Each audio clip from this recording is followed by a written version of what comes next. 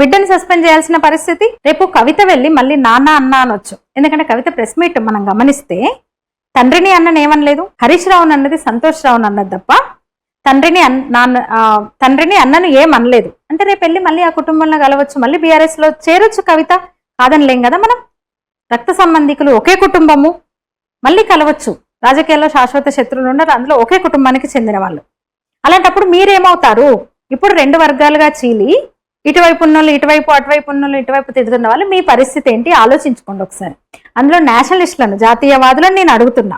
అప్పుడు BRS party పెట్టినప్పుడు, KCR TRS ను పెట్టినప్పుడు వెళ్ళిన, తెలంగాణ కోసం వెళ్ళిన జాతీయవాద శక్తులను నేను ఒకసారి ఆలోచించుకోమని చెప్తున్నా. అవినీతితో నిండిపోయిన ఒక కుటుంబ పార్టీకి అంటగాగాల్సిన అవసరం ఉందా? బయటకు వస్తే దేశం కోసం పనిచేయొచ్చు కదా, దేశం బాగుంటది కదా, జాతీయవాదాన్ని బలపరిస్తే బాగుంటది కదా. అసలు ఇంకెన్ని గొడవలు జరుగుతుందో, ఈ డ్రామా ఇంకెంతకు పోతుందో, ఎంతమంది బలి పశువులు అవుతారో. ఆ బలి పశువులు మీరెందుకు అవుతారు? ఎన్ని డ్రామాలు చూస్తున్నాం కదా మనం.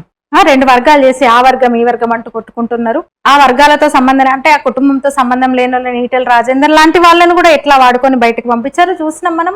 అట్లా ఎందరో వాళ్ళంతటా వాళ్ళు కూడా బయటపడ్డారు, కుమ్మం లేక పొగబెట్టారు. ఇప్పుడు ఆ కుటుంబ కలహాలకు, ఆ కుటుంబంలో వర్గాలకు మీరెందుకు బలి పశువులు కావాలి?